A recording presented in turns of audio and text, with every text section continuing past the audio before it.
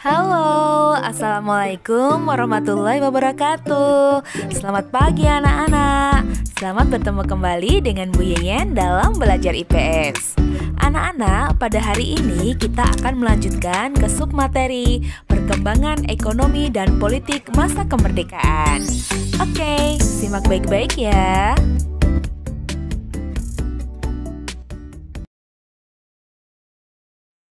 Pada awal kemerdekaan, Indonesia mengalami kesulitan ekonomi dan juga pembentukan kelengkapan negara. Apa sih yang menyebabkan kesulitan ekonomi Indonesia pada awal kemerdekaan? Salah satu sektor yang diperbaiki oleh pemerintah Republik Indonesia saat itu adalah sektor perekonomian. Perekonomian merupakan salah satu bagian penting dalam kehidupan berbangsa dan bernegara. Ketika Republik Indonesia terbentuk, perekonomian Indonesia masih kacau. Adapun permasalahan ekonomi yang muncul pada awal kemerdekaan yaitu antara lain inflasi yang tinggi dan adanya blokade ekonomi oleh Belanda. Salah satu permasalahan yang menyebabkan kacaunya perekonomian Indonesia pada awal kemerdekaan adalah hiperinflasi. Apa sih hiperinflasi itu? Hiperinflasi adalah keadaan menurunnya nilai mata uang secara berlebihan.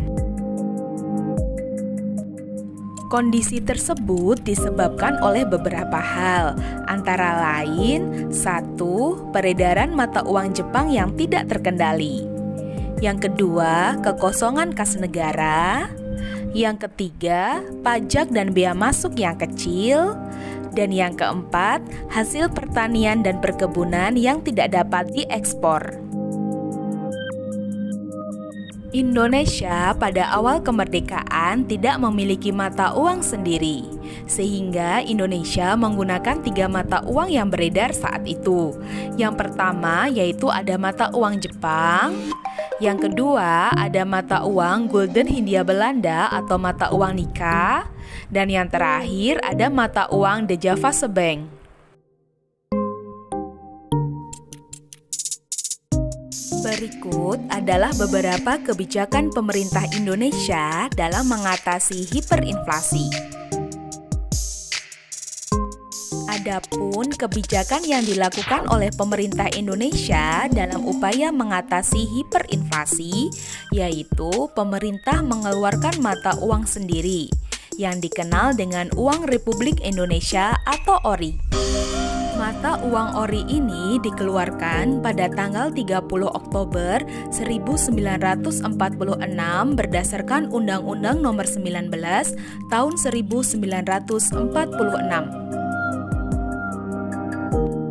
Mata uang ORI digunakan sebagai alat pembayaran yang sah sekaligus sebagai mata uang pengganti mata uang Jepang, yaitu dengan kurs 1/1000. Jadi, setiap 1000 mata uang Jepang bernilai Rp1 ORI.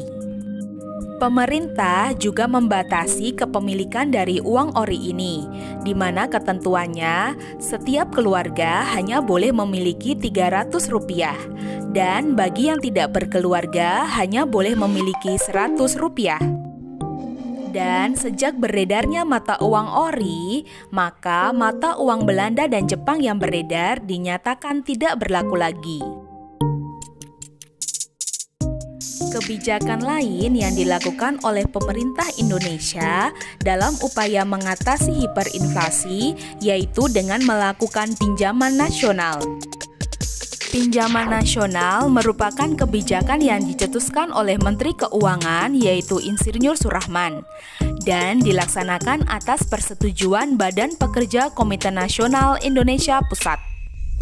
Dan untuk mendukung program tersebut, pemerintah membentuk Bank Tabungan Pos yang berguna untuk menyalurkan pinjaman. Rakyat dengan sukarela pergi ke bank tabungan pos dan rumah-rumah pegadaian untuk mengumpulkan uang dan dipinjamkan kepada negara. Pada tahap pertama, pinjaman nasional berhasil mengumpulkan uang sejumlah Rp500 juta. Keluarnya ori ternyata menimbulkan masalah baru dalam perekonomian Indonesia. Masalah tersebut disebabkan peredaran ori dalam masyarakat yang tidak terkendali. Oleh karena itu, pemerintah merasa perlu mengatur percetakan dan peredaran ori dalam satu sistem perbankan Republik Indonesia. Dan selanjutnya, pemerintah Indonesia meresmikan pembentukan Bank Negara Indonesia 46 atau BNI 46 sebagai induk pada tanggal 1 November 1946.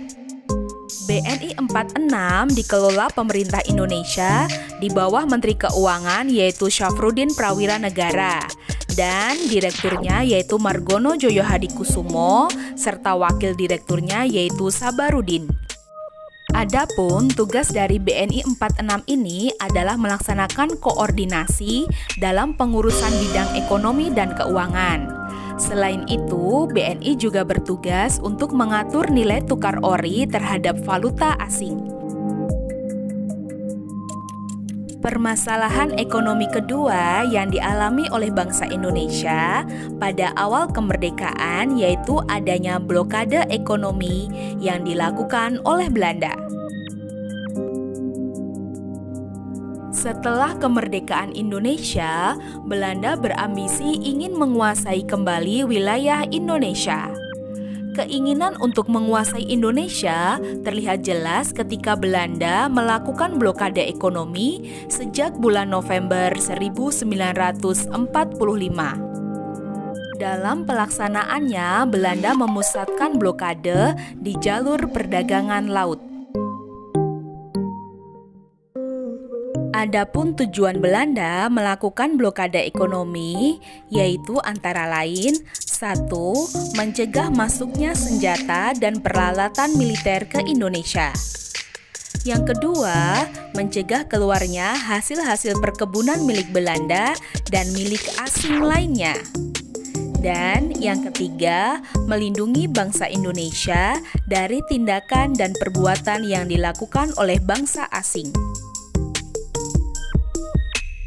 Usaha yang dilakukan pemerintah Indonesia untuk menghadapi blokade ekonomi yang dilakukan Belanda antara lain: yang pertama yaitu melakukan diplomasi beras. Diplomasi beras ini dilakukan atas inisiatif dari Perdana Menteri Sultan Syahrir. Diplomasi beras ini terjadi ketika Indonesia mendengar bahwa rakyat India tahun 1946 dilanda bencana kelaparan. Dan pada saat yang sama, pemerintah Indonesia sedang mengalami surplus beras sekitar 200.000 sampai 400.000 ton. Dan akhirnya pemerintah Indonesia memutuskan untuk mengirim bantuan beras sebesar 500.000 ton kepada India dan sebagai imbalannya pemerintah India akan mengirimkan bahan pakaian yang dibutuhkan oleh rakyat Indonesia.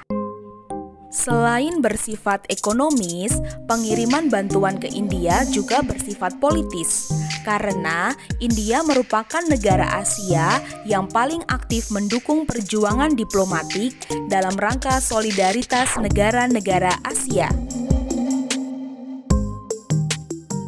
Usaha menembus blokade ekonomi juga dilakukan dengan mengadakan hubungan dagang langsung dengan luar negeri. Salah satunya yaitu dengan Banking and Trading Company atau BTC yang dikenal dengan sebutan Badan Pusat Jual Beli.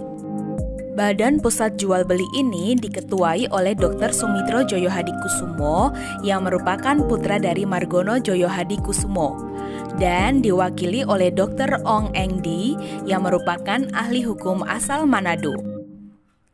Adapun peran dari Banking and Trading Company ini adalah untuk mengawasi seluruh kegiatan perdagangan keluar atau masuk daerah Republik Indonesia dan untuk melakukan kegiatan ekspor dan impor. Upaya yang selanjutnya untuk mengatasi blokade ekonomi Belanda yaitu membentuk Indonesia Office. Pemerintah Indonesia membentuk Indonesia Office di Singapura tahun 1947. Pembentukan Indov ini dikarenakan Indonesia ingin menjadikan Sumatera sebagai pintu gerbang perdagangan internasional. Adapun alasannya mengapa Sumatera yang dipilih karena yang pertama, sejak dahulu Sumatera menjadi daerah lalu lintas perdagangan internasional. Alasan yang kedua, karena hasil-hasil bumi Sumatera merupakan komoditas perdagangan yang laku di dunia internasional. Dan yang ketiga, wilayah perairan Sumatera yang luas juga menyulitkan Belanda untuk melakukan pengawasan secara ketat. Upaya untuk mengatasi blokade ekonomi yang selanjutnya yaitu dengan membentuk Planning Board atau Badan Perancang Ekonomi.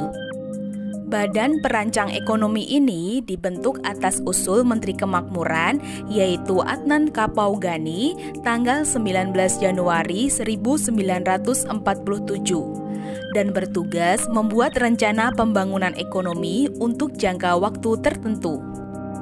Dan yang pada akhirnya disetujui rencana pembangunan 10 tahun. Berikut adalah langkah awal untuk merealisasikan rencana pembangunan 10 tahun. Upaya yang selanjutnya adalah membentuk Plan Kasimo. Indonesia yang merupakan negara agraris dengan sebagian besar penduduknya bermata pencaharian sebagai petani.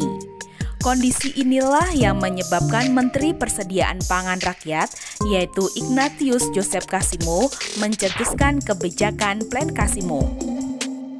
Di mana kebijakan dari Plan Kasimo ini adalah bertujuan untuk meningkatkan produksi pangan dan mencapai swasembada pangan. Plan Kasimo akhirnya terlaksana melalui rencana produksi 3 tahun, yaitu dari tahun 1948 sampai 1950. Berikut adalah pokok-pokok Plan Kasimo.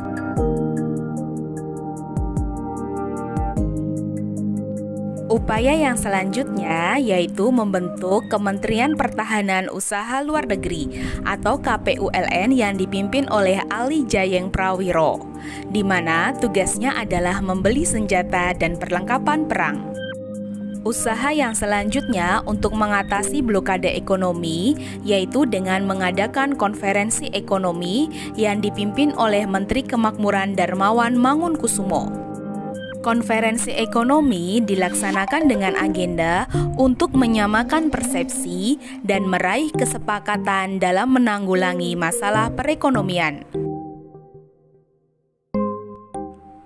Oke anak-anak, itu tadi materi perkembangan ekonomi Indonesia pada masa kemerdekaan. Dan untuk materi perkembangan politik Indonesia masa kemerdekaan, kita lanjut pada pertemuan berikutnya ya. Terima kasih anak-anak atas perhatiannya. Sekian saja, wassalamualaikum warahmatullahi wabarakatuh.